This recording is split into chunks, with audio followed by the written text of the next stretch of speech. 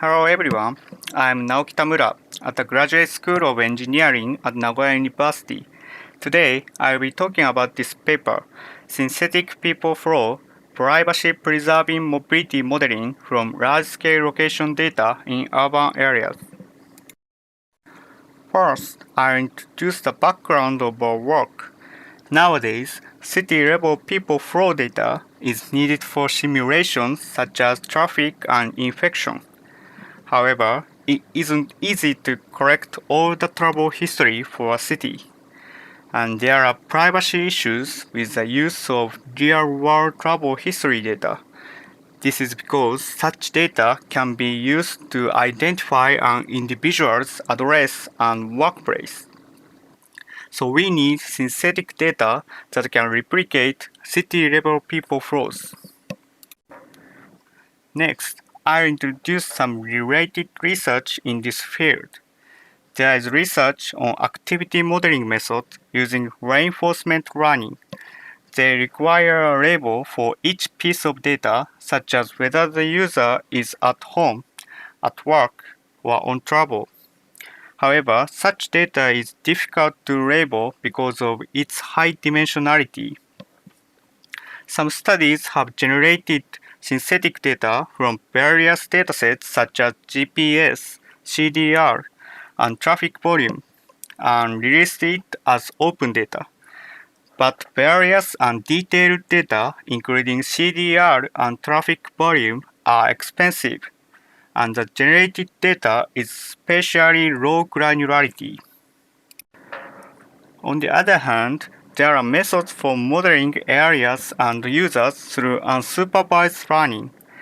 This allows us to model what each area and user means using unlabeled data. And we thought that we could generate people flow from unlabeled data by applying this method.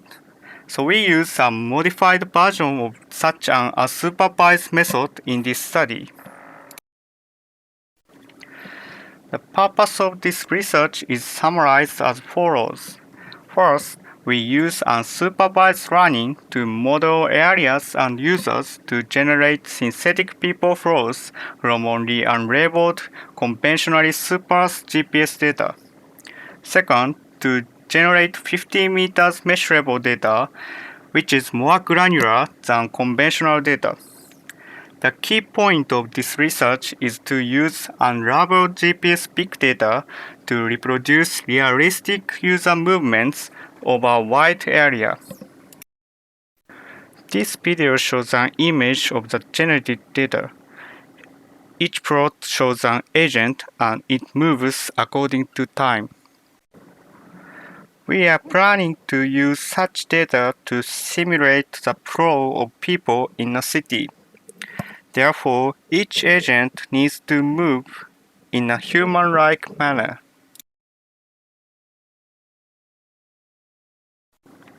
This is the overview of the proposed method. First, the GPS travel history data is given as input. Next, after some preprocessing, we create a distributed representation of the area using existing methods. Then, the user's movement features are abstracted to the distributed representation level using some features. Clustering these, we classify users of similar groups. Finally, we generate synthetic data by using each user cluster as a model. In the next slide, I'll explain the LU. LU is a distributed representation of how each mesh is used.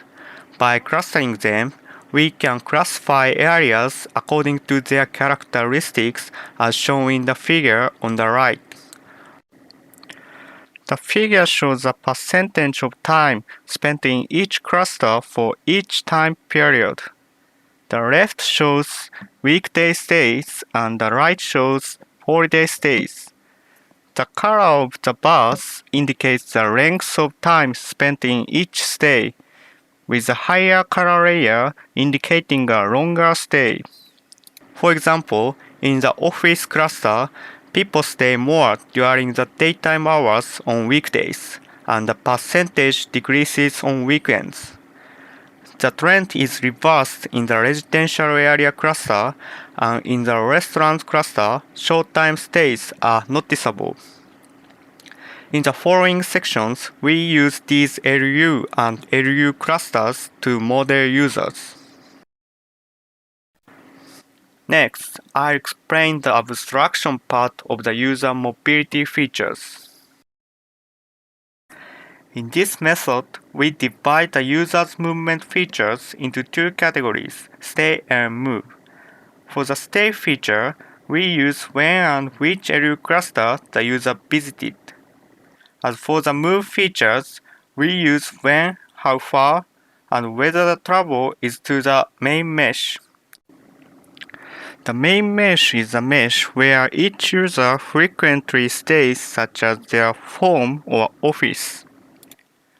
We generate the distributed representation for each user using these features. This vector captures the characteristics of when and where the user stays and moves. This is the agent-to-vec architecture for generating distributed representation for each user. It is a simple neural network model with one hidden layer.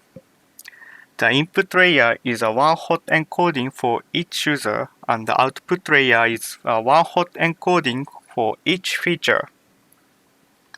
By training this, we can obtain a vector as the weights of the hidden layer. It consists of training features of move and stay separately and combining them later. The next part is about user classification and modeling. This figure shows the clustering of the distributed representation for each user. The left figure shows which areas the user stayed in during each time period. The right figure shows the amount of movement and distance traveled during each time period, with a higher color layer having a longer distance. For example, Cluster 1 users stay in the office area during the daytime and in the residential area during the nighttime, and their peak travel time is 7 to 9 a.m. and 5 to 8 p.m., and they often travel 3 to 5 kilometers. From this, we can infer that Cluster 1 is a group of users who are typical businessmen. Cluster 2 is similar to Cluster 1, but the peak of movement is seen around noon. This suggests that workers who work in the morning belong to Cluster 2. In contrast, Cluster 3 users stay in the residential area throughout the day, and their travel is mostly less than 0.5 kilometers. Therefore, we can consider Cluster 3 to be a group of users like homemakers. In this way, users are classified according to their tendency to move and stay, and each cluster is used as an activity model for agents. The ratio of agents is proportional to the number of users belonging to each cluster. This makes it easier to select typical users. As a model for agents, we use the stay LU cluster and probability of staying in the main mesh, the amount of movement, and the distance traveled every 30 minutes. This allows the agents to move and stay in a way that mimics users in the area. Finally, I'll explain the synthetic flow generation part. Agents generate travel histories according to their modeled move and stay probabilities.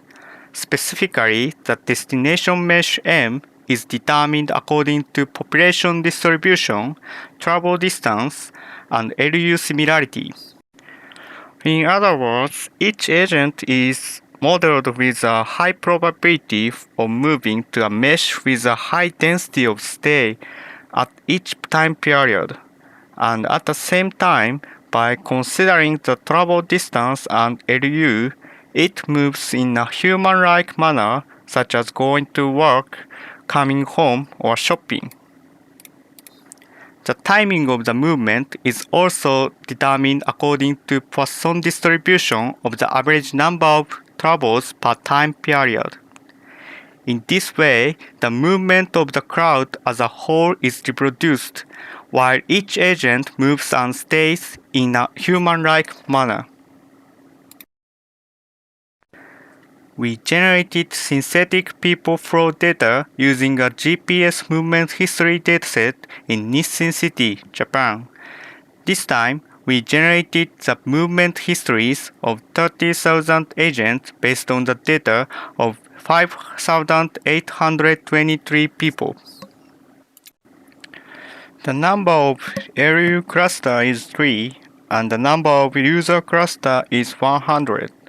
Then, we visualize the generated data with Harmonia Bees, a software developed in our laboratory.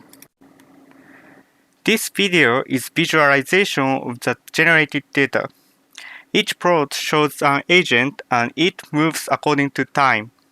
The time is about 6 o'clock in the morning, and near the center is the office area. As we move forward in time, we can see the agents gathering in the center during daytime hours. This means that each agent goes to work in the central area as their workplace. Also, during the daytime hours, each agent is moving busily for shopping or eating out. As time progresses further, you can see agents returning to their homes during nighttime hours. In the evening hours, the movement of the agents decreases.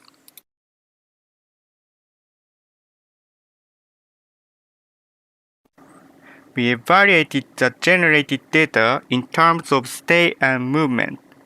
For the stay, we compared the stay density with the population data from mobile spatial statistics as third-party data in addition to the original data.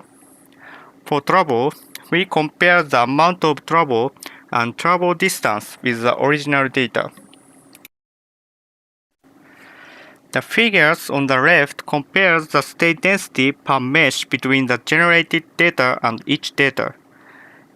If the correlation between the two datasets is strong, the generated data can reproduce the actual population distribution.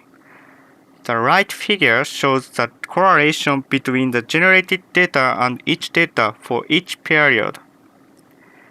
The figure shows that the generated data strongly correlates with the original data and can reproduce the 50 meters mesh level, but the correlation with the mobile spatial statistics data is weak.